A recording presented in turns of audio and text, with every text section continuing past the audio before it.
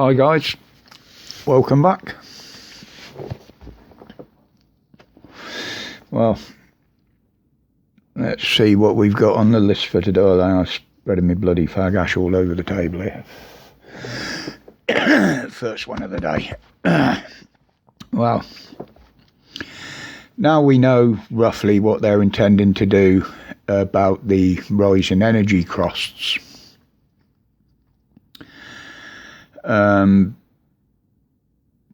They've earmarked £6.5 billion to help alleviate the problem, shall we say. Before anybody gets giddy about this and thinking you're going to get a lot of money off the government to pay your electric bills and your gas bills, you ain't. Because a lot of it's going to businesses. And even to some of the businesses that produce and sell the bloody stuff. So we ain't going to be seeing a lot of that. And it's going to help us. How? Now, old Donkey Dick, knock of it, the tennis player, I don't follow the bloody sport, so I wouldn't know, got one over on the Aussie government down there over his visa rejection. And he did it in court. They've got to let him out. They can't deport him. But they're going to try. Apparently they've got something in their government where they can overturn the court's decision. Well, I mean, that's the main news everywhere on mainstream today. Bothered. Couldn't give a shit. The only good thing come out of that is he put one over on the court and proved that you don't have to be jabbed. Now they're trying to combat this problem in this country now of everybody being off work, isolating, most of which we know won't have it. And what they're trying to do is even more testing. You absolute weapons grade morons. Can you not see that the more tests you do, the more positives you're going to get, the more people are going to be isolating? And people aren't convinced that the tests are accurate enough to get a fair reading on it anyway. You know, I mean, even anybody with half a brain cell can work that out. Money your parents paid out on your education, Boris, it really was pissed down the drain, wasn't it? It really was. The only ones you've got to blame for this are yourselves in the NHS and the propaganda machine. So, you dug your old mate, you dug it. Now, something I don't talk about very often,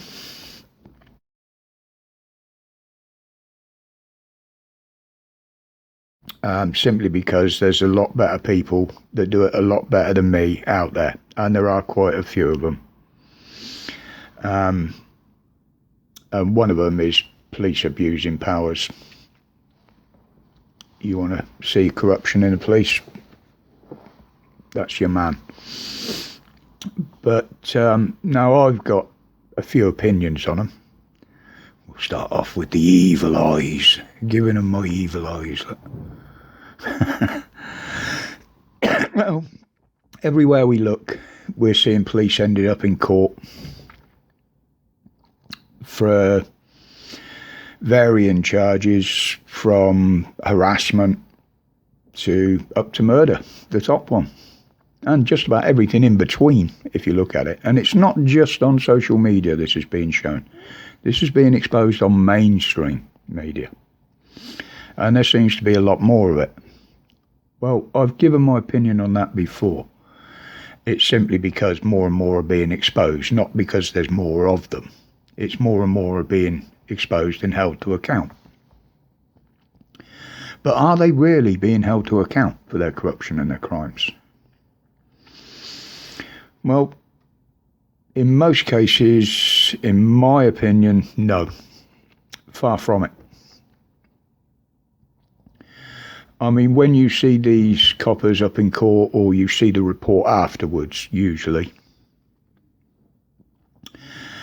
it seems that anything to do with kids or women, I won't go into that too deep, because there's certain groups of people on here that seem to get their tits in a twist when you start talking about shit like that. And we know what happens when they get their tits twisted, you know. But yeah, that's often treated as a minor offence, which is shown by the sentences that are dished out for it. Parole, suspended sentence. Now, if you really want to hold these people to account, they've passed laws that we would get harsher sentences for crimes against them. Now, surely because they are supposed to uphold the law, when they go above it or break it, they should be held even more accountable than us. Not us doing it to them. They should be the ones with the higher sentences. It would just make sense, and that is the only way that. And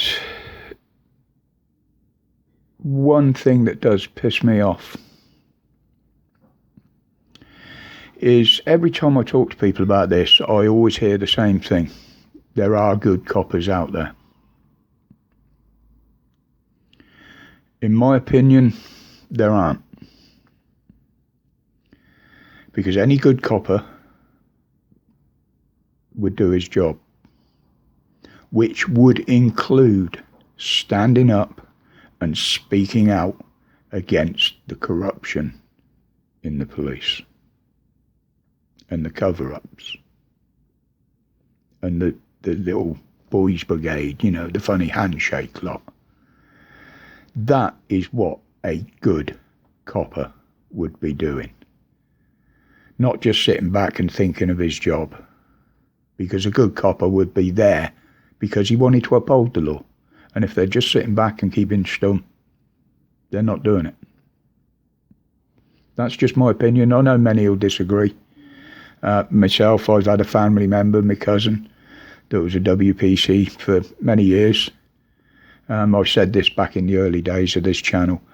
She was actually disgusted with the way the force was run and what she was expected to do.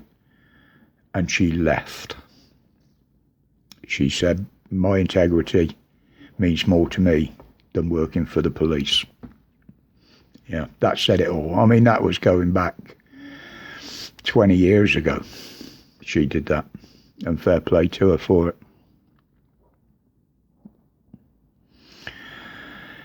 You know, it's got to the point now where us, as the people of this country, who do we turn to? Who do we trust? Well, the government, the police, and the NHS are so deep in that pit of corruption now that none of them can be trusted. None of them. The only thing we have left is your trust in yourself and your trust in other people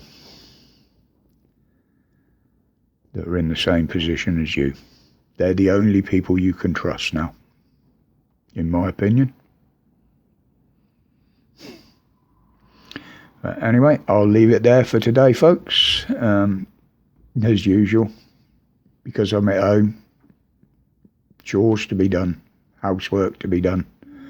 I've got a load of boxes to put up in the loft as well, so until the next one, as always, thank you for your support. My respect to each and every one of you. Always. And until we meet again, stay safe. Stay strong. Stay free from the tyranny and the destruction of this country. I'm gone.